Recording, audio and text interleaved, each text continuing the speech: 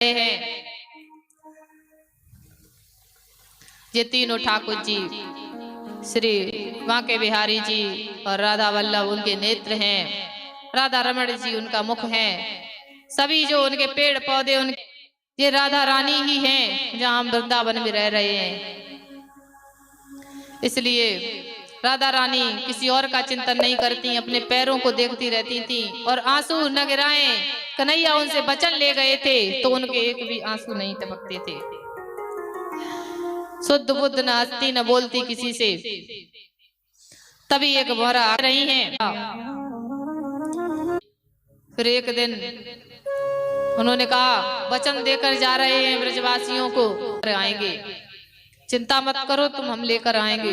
तो उसको लेने जा रहे हैं और राधा रानी से कहा कि तुम पत्र लिख दो हम दे आएंगे। तो राधा रानी जैसे पत्र लिखने लगी उनके आंसू गिरने लगे। उन पर पत्र नहीं लिखा गया। तो उद्धव कहते हैं हम सब समझ गए हमें क्या कहना है।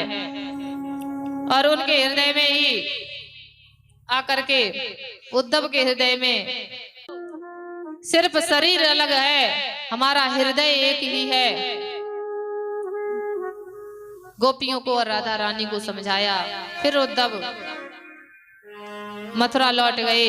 वहां जाकर के राधा राधा राधा करते हुए गान कर रहे थे, कीर्तन करते हुए गए।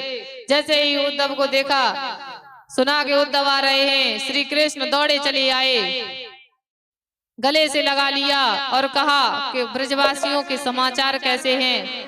तो उद्धव जी की तो हालत ही नहीं दिख रही थी, वो तो पागल हो चुके थे, उन्हीं को राधा राधा रट रहे थे। तभी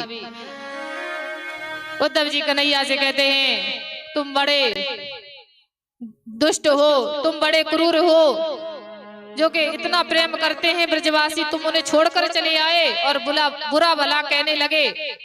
तभी कन्हैया ने कहा कि हमें इन्हें प्रेम की भाषा सिखानी थी, सो उन्होंने समझ ली। अब उन ब्रजवासियों के सहित उन्होंने पूरी झांकी दिखाई कि हम इनसे अलग नहीं हैं।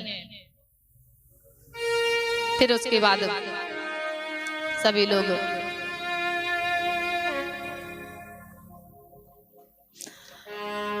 अब कन्हैया जी ने